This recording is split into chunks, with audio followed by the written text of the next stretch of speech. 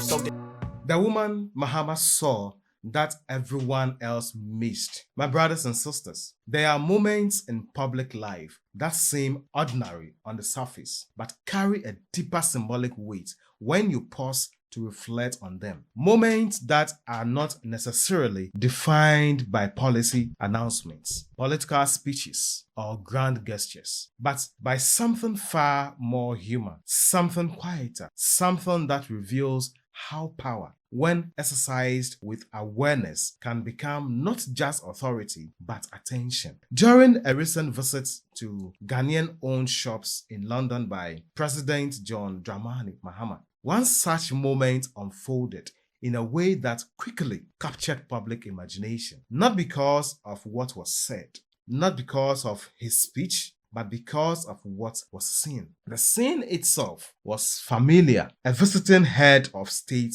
engaging with citizens abroad, shaking hands, taking photographs, exchanging smiles, and reaffirming connection with the diaspora community. Ghanaian shop owners and citizens had gathered with a sense of pride and excitement, eager to be part of a moment that linked home and abroad, leadership and identity, nation and migration. Cameras were raised, people positioned themselves for visibility, and the natural choreography of public interaction began to take shape. In such environments, visibility becomes competition. People naturally shift, stretch, and adjust in order to be seen, to be included in the frame, to have proof that they were present when history passed through their space. And then something subtle disrupted that rhythm. It's interesting when biblical stories become real in human life. Among the crowd stood a woman who was almost entirely hidden from view, shorter than those around her, positioned toward the back, partially blocked by taller bodies in front of her. She was in the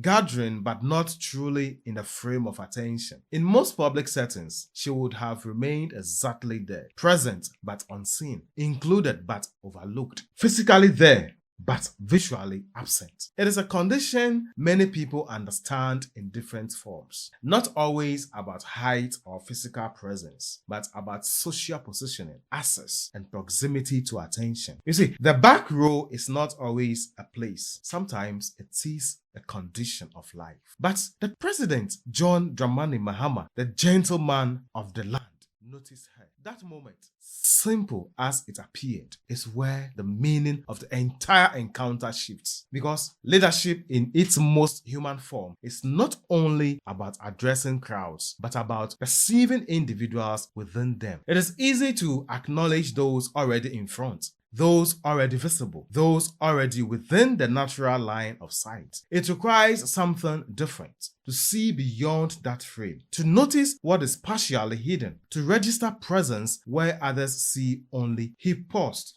When the president noticed her, he paused. He paused the flow of the moment and called for her. The crowd adjusted. Space was made. And lo and behold, the woman who had been standing behind everyone else was brought into full view, now standing in the front row where she could be seen, acknowledged, and included in the photographs and the moment itself. What had been a simple act of repositioning became, in the eyes of many observers, something symbolic, something almost narrative in its structure. It felt like a renewal and a reversal of invisibility, a transition from margin to center, from background to presence. You see, it is no surprise that viewers immediately reached for a familiar story to make sense of what they had seen. Many connected it to the biblical account of Zacchaeus, a short man who climbed the tree just to see Jesus, only to be unexpectedly noticed and called down. The story has endured for centuries, not because of its literal details, but because of its emotional truth. The idea that being seen can transform a person's sense of worth, that attention can restore dignity, that recognition can arrive from unexpected sources and change the direction of a moment or even a life. In the same way, this brief encounter in London became more than a photograph. It became a reflection of how deeply people long to be noticed. The comments that followed online revealed this clearly. You see, people did not respond with political analysis or institutional critique. They responded emotionally. They spoke about being moved, about being touched, about wishing that someone in their own lives would spot them the same way. There was admiration in the way the moment was described, almost as though visibility itself had become a form of blessing. What is striking is not only the reaction, but what it reveals about modern social experience. In a world where millions of people are constantly surrounded by crowds, both physical and digital, invisibility remains one of the most common emotional experiences. Many individuals feel present in systems, workplaces, cities, and even families, yet still feel unseen. They participate, they contribute, they exist within the structure, but they are not always acknowledged within it. That is why small gestures of recognition often carry disproportionate emotional weight. They interrupt that experience of invisibility, even if only briefly. This is where the symbolism of the moment deepens further. Leadership is often discussed in terms of vision, strategy, and decision making. But there is another dimension that is less frequently articulated: attentiveness. The ability to notice those who are not immediately obvious, those who are not competing for attention, those who are not already in the front row of systems, spaces, or conversations. In that sense, the act of bringing someone forward is not just a physical repositioning. It becomes a statement about what kind of attention is being exercised.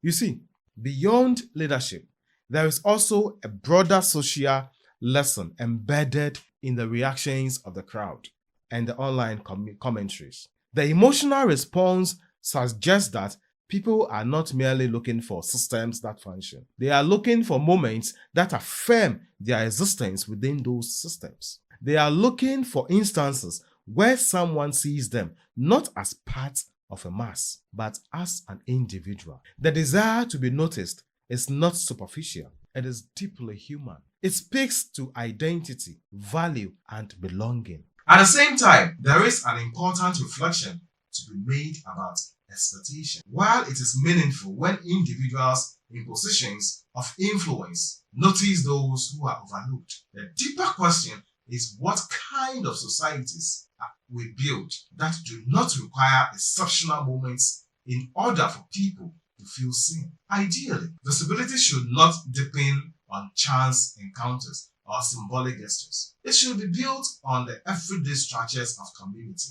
governance, and human interaction. Still, moments like this remain powerful because they break the expected pattern. They interrupt routine. They remind people that attention and that being seen, even briefly, can carry emotional significance far beyond the moment itself. In a world often dominated by speed, skill, and noise, such interruptions stand out precisely because they are rare. In the end, my brothers and sisters, what happened in that London street was simple. A leader noticed someone others had overlooked and made space for her to be seen. But simplicity does not diminish meaning. Sometimes it is the simplest gestures that reveal the most about who we are, what we value, and what we are still longing for as human beings. And perhaps that is why this moment traveled so widely. Not because it was extraordinary in scale, but because it was familiar in feeling. Because somewhere within it, many people recognize a quiet hope they carry with them. The hope that in the crowd of life, someone will see them too. This is David 360. Thank you for staying with me, and I'll see you in my next video. Until I come your way again, have a great day, and God bless you.